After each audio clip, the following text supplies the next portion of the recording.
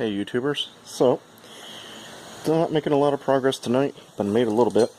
I got my starter on the transmission. I also got the rubber mounts on there. I just gotta get the front mount on, which is still on that transmission there. I decided to take the cradle for the rear transmission mount and paint it.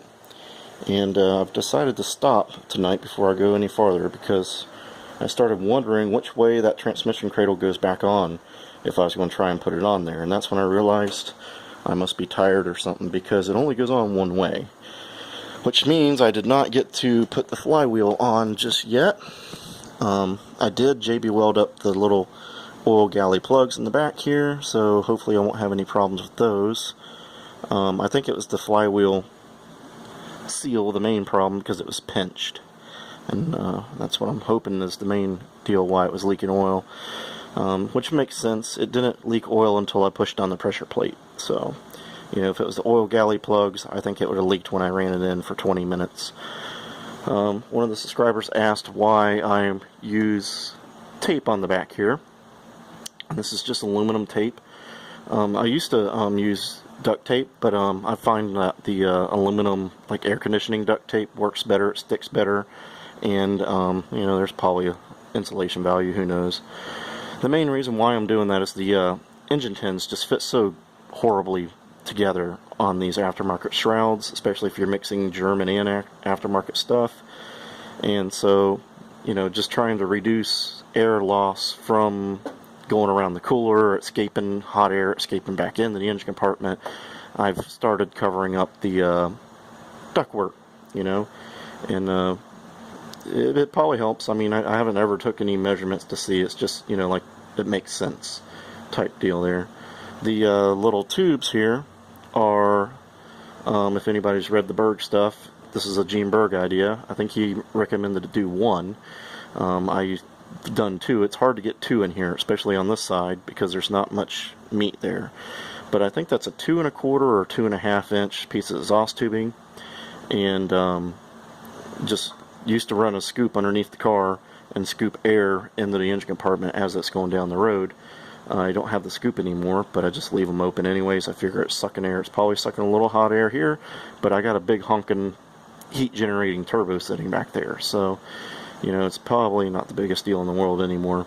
But the idea was to suck air, you know, pull some air from underneath the car as you're driving to add more air to the engine compartment. Especially since it's an older car, the louvers are a little different, especially like an oval in the back there. Not mainly up here, but where the louvers are usually different, especially an oval, is here. There's usually a little less compared to a late model that has the same windows. And late models had the rows of vent in the deck lid.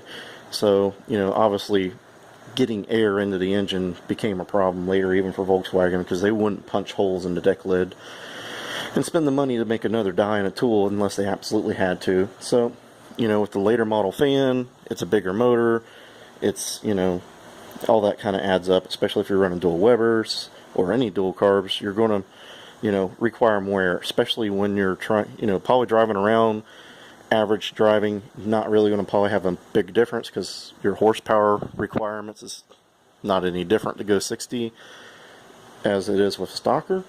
But when you're trying to get to 0 to 60 on the honor ramp, you know, everything's on full board, something is losing air, and it's either going to be your engine, as far as, you know, carburation is going to lose air, or your fan. So who knows who's stealing from who? I couldn't tell you. But, you know, that's the idea there, is just get more air in the engine compartment. That's a Berg idea, nothing of my own. But I did get under here, and I did get paint on the bottom side here and on the spring plates. So it's satin semi-gloss. You know, it looks okay. Just trying to keep it all from rusting and make it look like somebody cared for 3 seconds.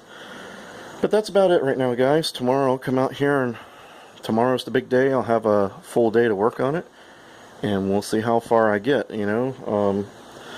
like I say, I'm just stopping for the night because I feel like I want to start making mistakes pretty bad. So, anyways, guys, hopefully you're all doing good out there.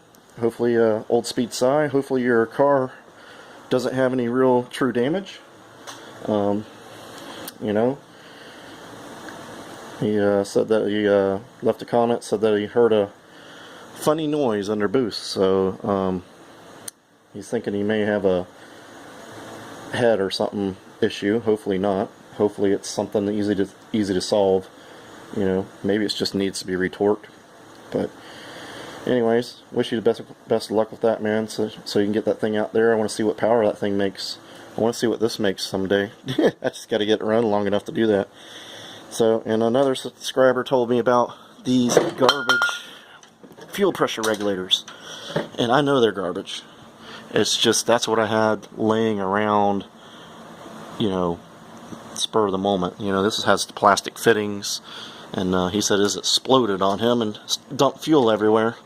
And that thing's just to get me going. I need to figure out what I want to do for a regulator. So, you know, a decent regulator starts at $60 and goes on up to whatever you want to spend. So I need to kind of choose what I want to do there. This is just to kind of get it go for right now. I don't have any plans on keeping that on there. So, you know.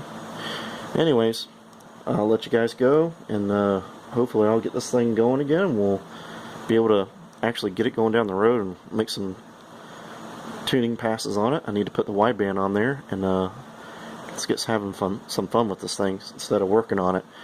You know, that's getting old. But then again, I guess that's the fun of it anyways, right, guys? So anyways, get out there, working on your cars. Let's get these things on the road, and let's have some fun.